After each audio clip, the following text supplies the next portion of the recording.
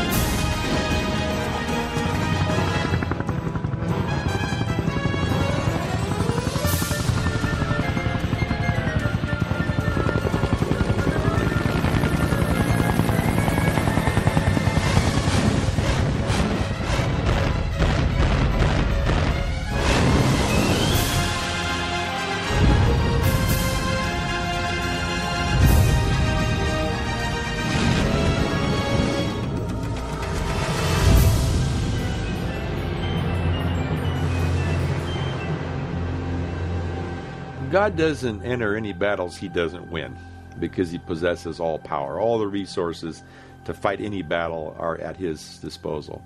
And so that great battle does include conventional weaponry of that era, but I believe from the description of the Apostle John in the book of the Revelation, it has metaphysical and supernatural dimensions as well. There is an outpouring of spiritual forces from both the righteous and the demonic side, so that it has a supernatural dimension to it as well as a natural dimension with the physical combat between and among warriors. Then there came flashes of lightning, rumblings, peals of thunder, and a severe earthquake, like none that has ever occurred since man has been on the earth. From the sky, huge hailstones, about 100 pounds each, fell upon men, and they cursed God because of the plague of hail. And the angel swung his sickle on the earth, and blood flowed as high as a horse's bridle for 200 miles.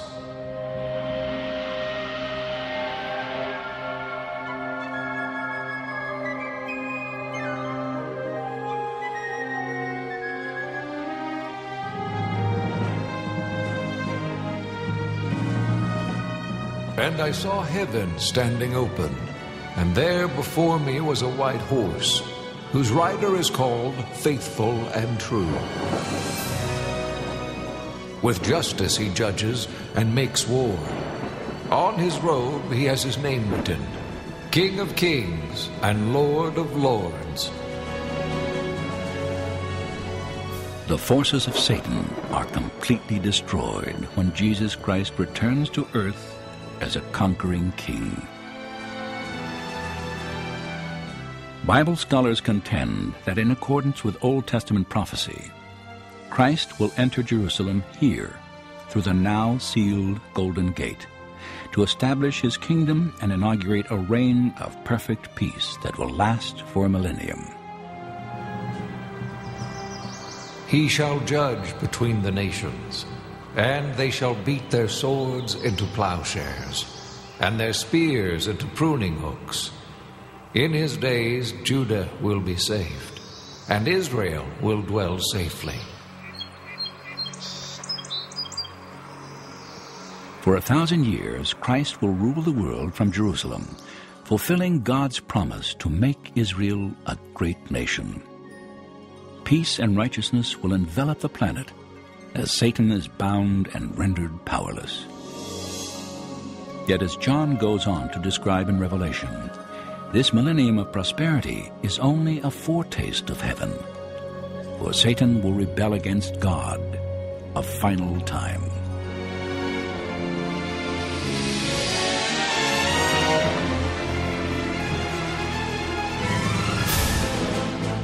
When the 1,000 years are over, Satan will be released from his prison and will go out to deceive the nations, to gather them for battle. They marched across the breadth of the earth and surrounded the camp of God's people, the city he loves.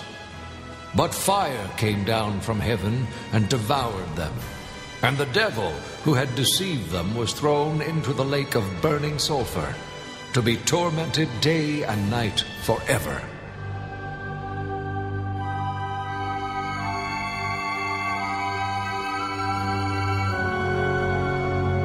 Then I saw a new heaven and a new earth, for the first heaven and the first earth had passed away. I also saw the holy city, the new Jerusalem, coming down out of heaven from God. And I heard a loud voice from the throne saying, "Now the dwelling of God is with men, and he will live with them. He will make his home with them, and they will be his people, and he will be their God." He who was seated on the throne said, "I am making everything new." Then he said, "Write this down, for these words are trustworthy and true."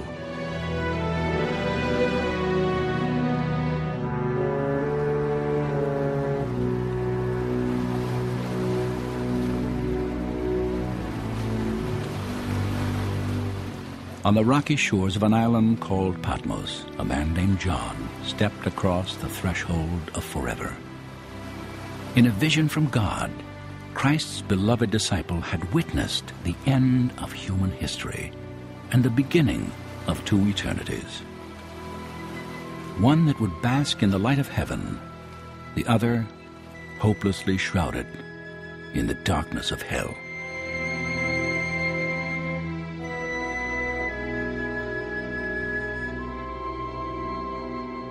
There is a very strong belief that there's a very evil force in this world, and we should note that about half of the populace, somewhat more than half, about 53% or so, believe in hell. And about that same proportion believe in the devil, Satan, a force of evil. About half of those people believe in a personal devil, and the other half believe in an evil force or satanic force.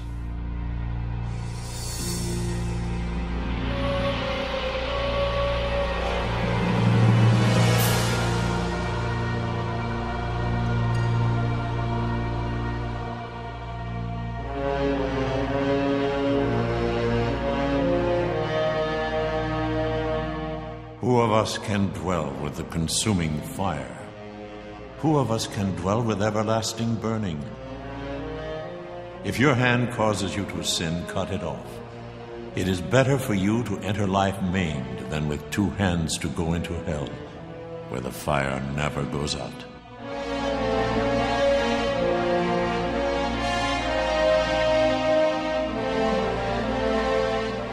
Throughout history, the biblical concepts of a relentless battle between good and evil, a final judgment, and banishment to a realm of unrelenting torment have simultaneously terrified and captivated the human imagination.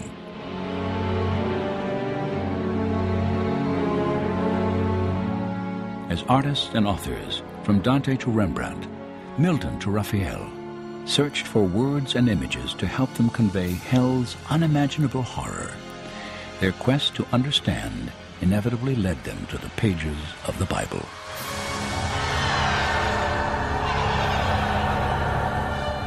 But the cowardly, the unbelieving, the vile, the immoral, their place will be in the fiery lake of burning sulfur. This is the second death.